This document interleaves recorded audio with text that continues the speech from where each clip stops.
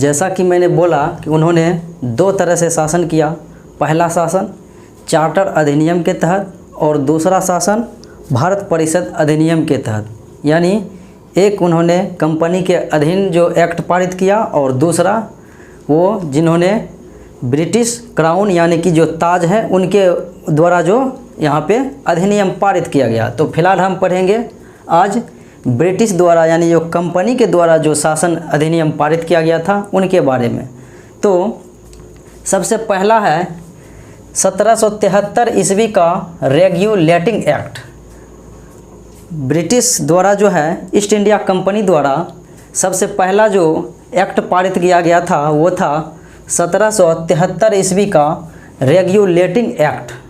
और यह जो था रेगुलेटिंग एक्ट यह ब्रिटिश सरकार के द्वारा जो है ब्रिटिश सरकार के द्वारा यह कंपनी के द्वारा जो है ब्रिटिश सरकार के द्वारा उठाया गया पहला कदम था। यानी ब्रिटिश सरकार के द्वारा यह हम भारतीय पर जो है कंपनी के माध्यम से उठाया गया यह पहला कदम था और वो कदम था रेगुलेटिंग एक्ट 1773। और यह जो है इसे पहला कदम कह सकते हैं या कंपनी के नियंत्रण के लिए जो है इसमें संसदीय नियंत्रण डाला गया था। यानी संसदीय नियंत्रण इन्होंने किया या ब्रिटिश सरकार द्वारा जो है कंपनी के नियंत्रण के लिए उठाया गया पहला कदम था। और इसकी मुख्य विशेषता क्या था? तो साथियों इनकी मुख्य विशेषता यही रहा कि सबसे पहला विशेषता कि इन्होंने जो पहले बंगाल के गवर्नर हुआ करते थे, बंगाल के गवर्नर हुआ करते थे रॉबर्ट क्लाइव।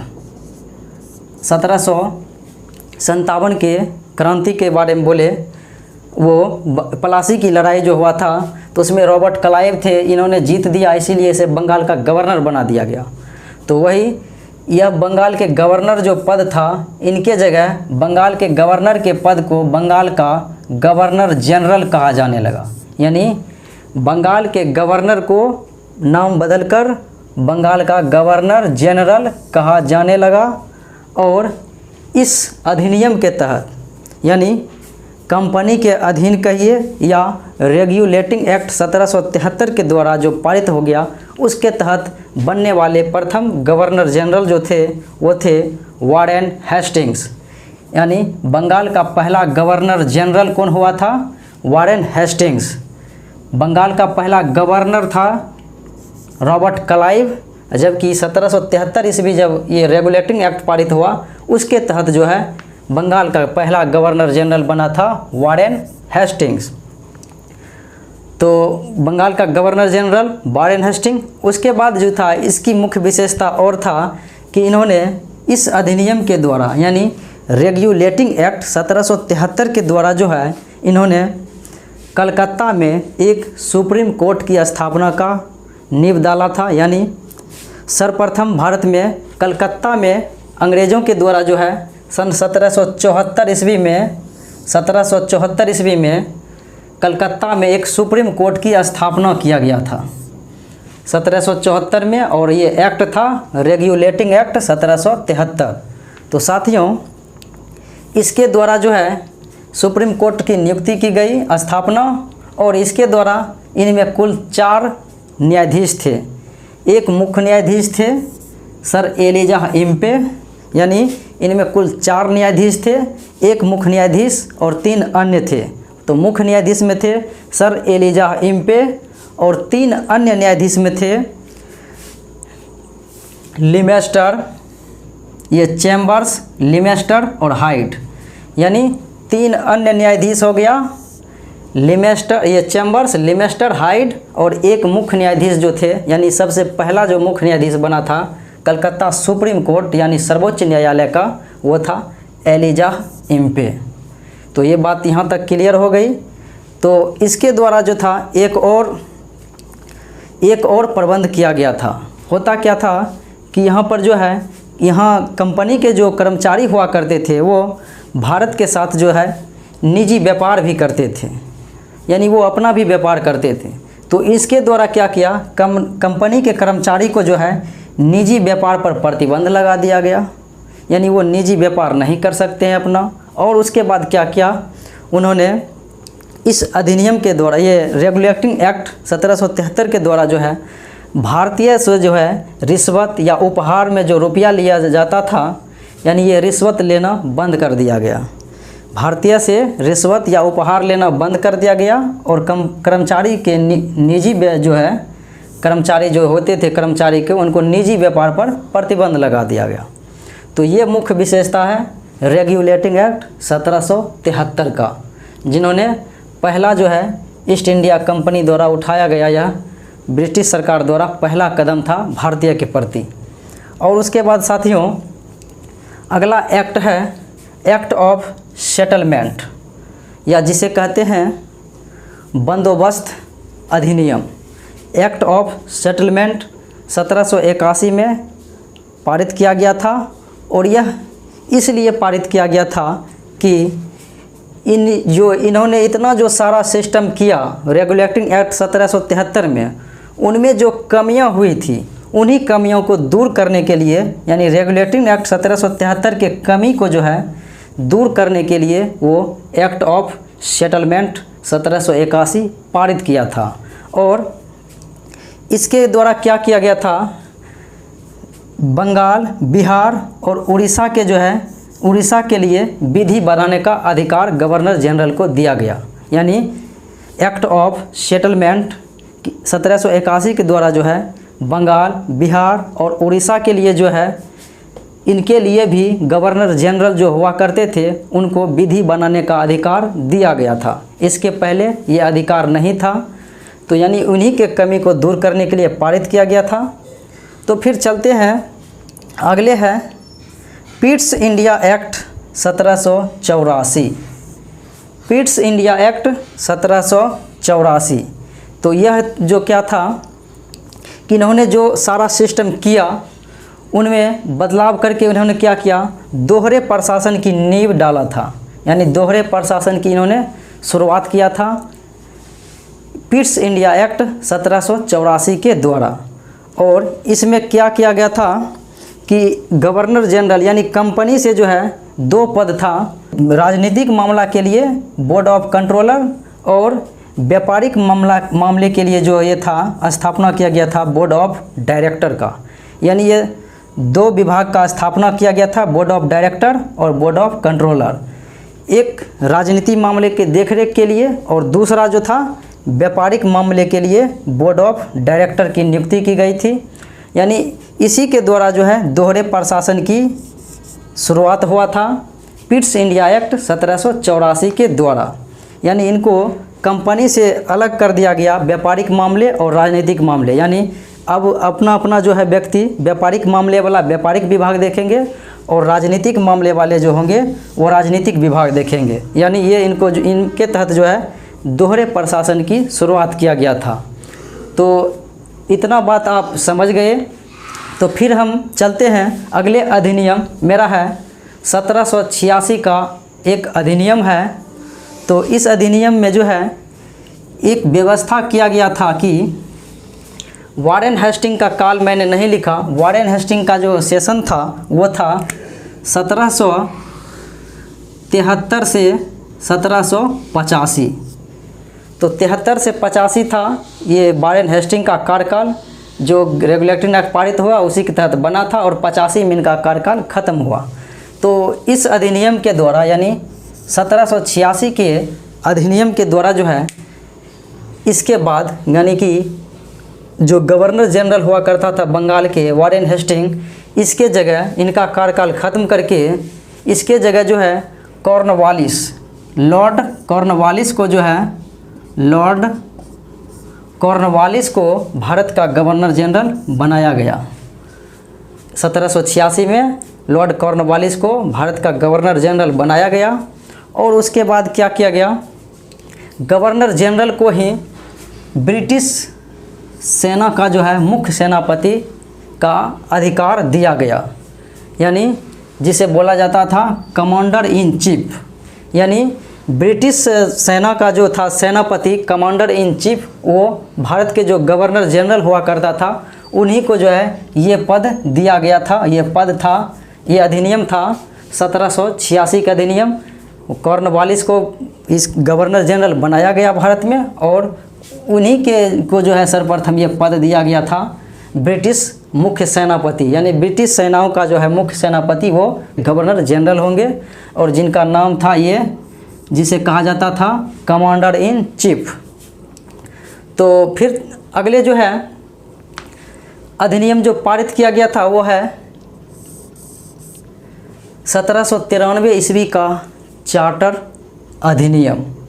तो मैंने बोला कि ये जो है चार्टर अधिनियम है, और उसके बाद जो होगा वो क्राउन के द्वारा, यानी जो ताज के द्वारा जो अधिनियम होगा भारत परिषद अधिनियम, भारत शासन अधिनियम, वो होगा 1858 से। तो ये सब चार्टर अधिनियम है।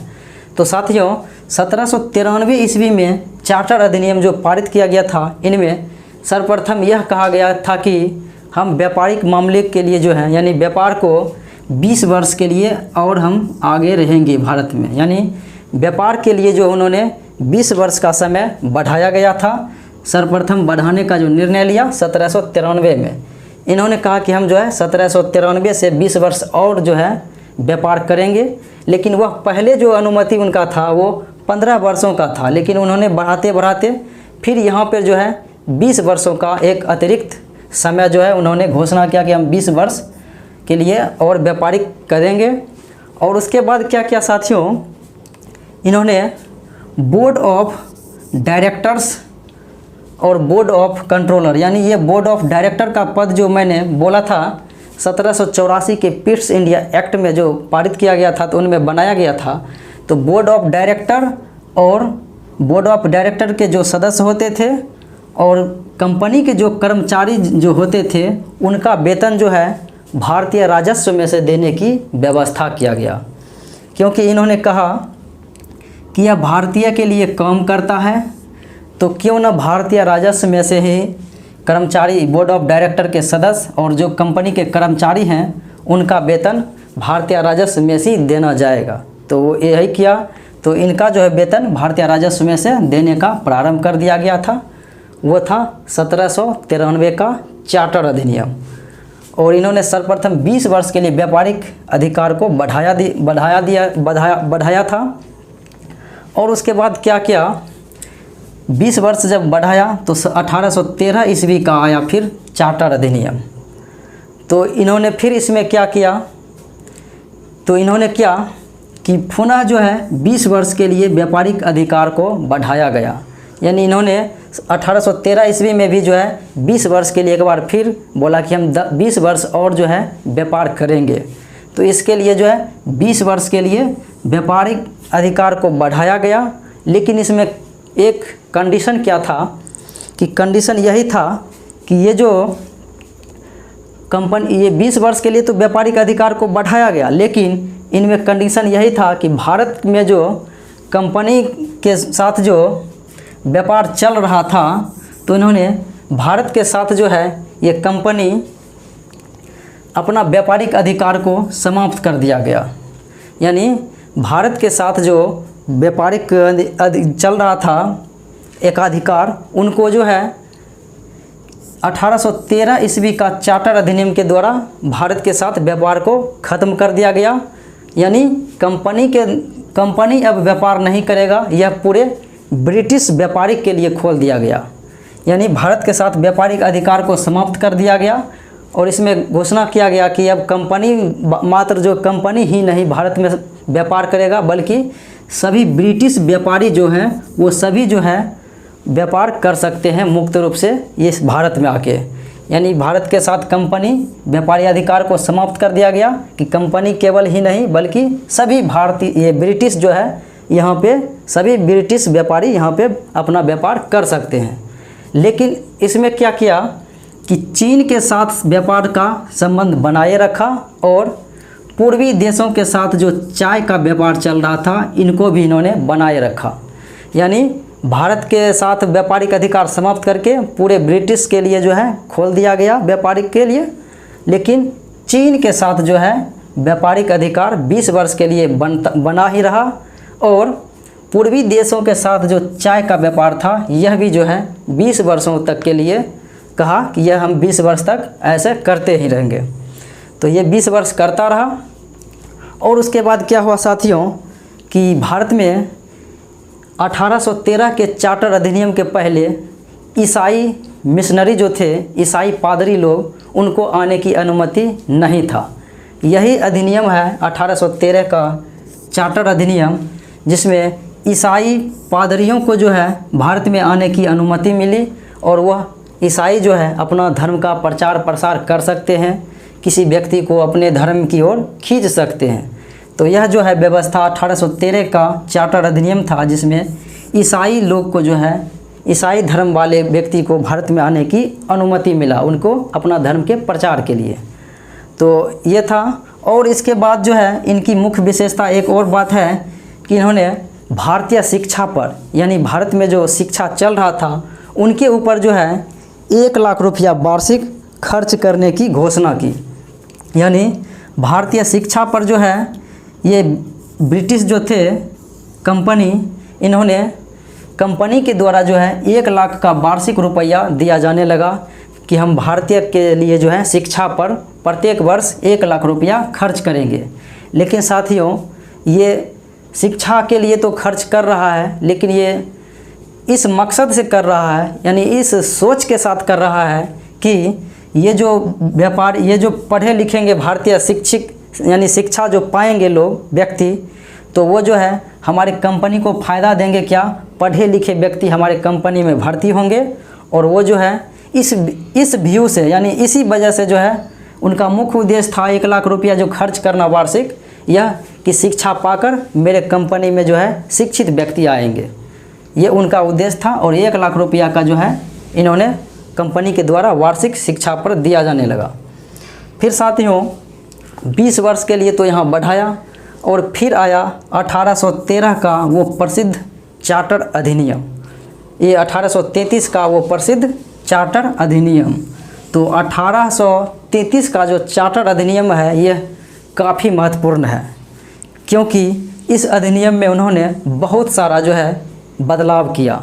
वो बदलाव इस प्रकार है कि इनमें सर्वप्रथम कहा कि मैं जो हूँ, यानी ब्रिटिश कंपनी जो है, इन्होंने बोला कि मैं 20 वर्ष के लिए पुनः अपने व्यापारिक अधिकार को बढ़ाता हूँ। यानी एक बार पुनः जो है व्यापारिक अधिकार को 20 वर्ष के लिए उन्होंने बढ़ाया। पहली बार बढ़ाया 1793 ईस्वी में, यानी और 13 में भी बढ़ाया और 33 में भी बोला हम जो है 20 वर्ष के लिए व्यापारिक अधिकार को बढ़ा रहे हैं। और उसके बाद साथियों इन्होंने क्या किया, चीन के साथ जो मैंने बोला कि 20 वर्ष के लिए जो है इन्होंने 20 वर्ष के लिए चीन और पूर्वी देशों के साथ व्यापार का संबंध 20 वर्ष बनाए रखा। वही जो है 13 से 33 ईस्वी में चीन के साथ व्यापार को तथा पूर्वी देश के साथ जो चाय का व्यापार कर रहा था, इन्हें भी पूर्णतः समाप्त कर दिया गया। भारत के साथ तो यहीं कर दिया गया 1813 में, लेकिन 20 वर्ष के बाद चीन के साथ व्यापार और पूर्वी देशों के साथ जो चाय का व्यापार चल रहा था उन्हें भी पूर्णतः समाप्त कर दिया। फिर उसके बाद इन्होंने क्या किया, भारतीय कानून व्यवस्था को सुधारने के उद्देश्य से, यानी भारतीय में जो है कानून व्यवस्था, जो विधि व्यवस्था था, उनको सुधारने के उद्देश्य से जो है एक विधि आयोग का जो है गठन किया था 1834 ईस्वी में। लॉर्ड मैकाले की अध्यक्षता में, लॉर्ड मैकाले जो हैं यह प्रथम विधि आयोग के अध्यक्ष हैं और यह जो है लॉर्ड मैकाले के अध्यक्षता में जो है 1834 ईस्वी में विधि आयोग का गठन किया गया। यानी 1833 ईस्वी में सर्वप्रथम भारतीय कानून को सुधारने के लिए जो है लॉर्ड मैकाले की अध्यक्षता में 1834 में एक विधि आयोग गठन किया गया और जिनके अध्यक्ष लॉर्ड मैकाले थे।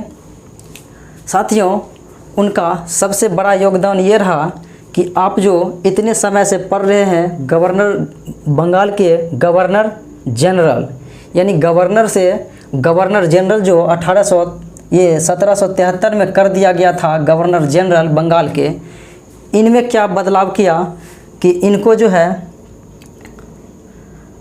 इनको बंगाल के गवर्नर को जो है अब भारत का गवर्नर जनरल कहा जाने लगा। यानी 1833 ईस्वी की सबसे बड़ी विशेषता यह रही कि बंगाल के गवर्नर जनरल को नाम बदलकर भारत का गवर्नर जनरल कर दिया गया। यानी अब यह केवल बंगाल का ही नहीं बल्कि यह पूरे भारत का गवर्नर जनरल होगा। इन्होंने 1833 के चार्टर अधिनियम में यह बात रखा और जो है इसके तहत भारत के प्रथम जो गवर्नर जनरल बने वो थे लॉर्ड विलियम बेंटिंग। बंगाल के प्रथम गवर्नर जनरल वारेन हेस्टिंग्स और भारत के प्रथम गवर्नर जनरल विलियम बेंटिंग। ये बात कन्फ्यूजन में बिल्कुल भी ना रखें, क्योंकि भारत के प्रथम गवर्नर जनरल विलियम बेंटिंग को चार्टर अधिनियम के द्वारा बनाया गया। और इनमें जो है एक और विशेषता क्या था कि इन्होंने 1843 ईस्वी में दास प्रथा का उन्मूलन किया था। और यह दास प्रथा का उन्मूलन करने वाले थे व्यक्ति लॉर्ड एलनबरो। लॉर्ड एलनबरो के द्वारा जो है 1843 ईस्वी में दास प्रथा का उन्मूलन किया गया। और यह अधिनियम था चार्टर अधिनियम 1833 का। यानी 1833 के चार्टर अधिनियम के द्वारा जो है 1843 ईस्वी में लॉर्ड एलनबरो के द्वारा दास प्रथा का उन्मूलन किया गया, यानी समाप्त किया गया। और इसमें एक विशेषता यह रखा गया कि धारा 87 के द्वारा 87 धारा 87 के द्वारा कंपनी के जो भी पद होते थे उनको धर्म, जन्मस्थान या मूल वंश या रंग, यानी धर्म, जाति, लिंग और मूल वंश या रंग, काले गोरे के अनुसार जो है इनको अयोग्य ठहराया। यानी यह जो है ना धर्म चलेगा, ना जन्मस्थान, ना मूल वंश या न रंग। यानी धारा 87 के द्वारा इन व्यवस्था को समाप्त कर दिया गया, यानी कि इन्हें अयोग्य ठहरा दिया गया कि यह जो है रंग, रूप, धर्म, नस्ल नहीं चलेगा। यानी सब व्यक्ति जो है कंपनी में भर्ती हो सकते हैं। ऐसा इन्होंने किया था प्रबंध, और वो था धारा 87 और वो अधिनियम था 1833 ईस्वी का चार्टर अधिनियम। तो साथियों, इसके बाद जो है एक और अधिनियम है, वो है 1853 का चार्टर अधिनियम। क्योंकि मैंने देखा, आप भी देख रहे हैं, 1793 में 20 वर्ष के लिए व्यापारिक अधिकार को बढ़ाया पुनः। उसके बाद 1793 से 33 आया, ये 13 आया, 13 में भी है पुनः 20 वर्ष के लिए बढ़ा दिया गया। फिर 33 आया, 33 में भी पुनः 20 वर्ष के लिए बढ़ा दिया गया। तो वो आ गया 53 ईस्वी।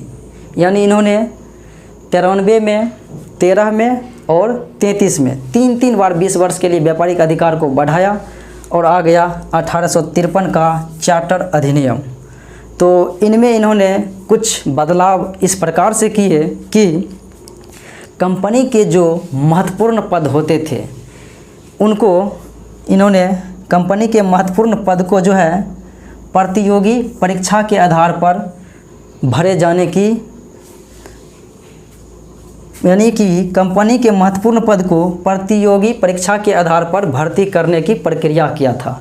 यानी कंपनी के जो भी पद होंगे वो प्रतियोगी परीक्षा के आधार पर ही भर्ती किया जाएगा।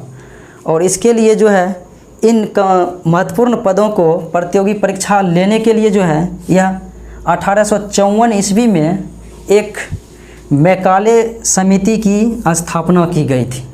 यानी मैकाले के अध्यक्षता में एक विधि आयोग 1834 में गठन किया गया था भारतीय कानून व्यवस्था को सुधारने के लिए। लेकिन यहाँ देखिए 1854 में कंपनी के महत्वपूर्ण पदों को प्रतियोगी परीक्षा के आधार पर जो भर्ती करने की प्रक्रिया शुरू की, तो इनके लिए जो है 1854 में लॉर्ड मैकाले समिति का गठन किया गया था।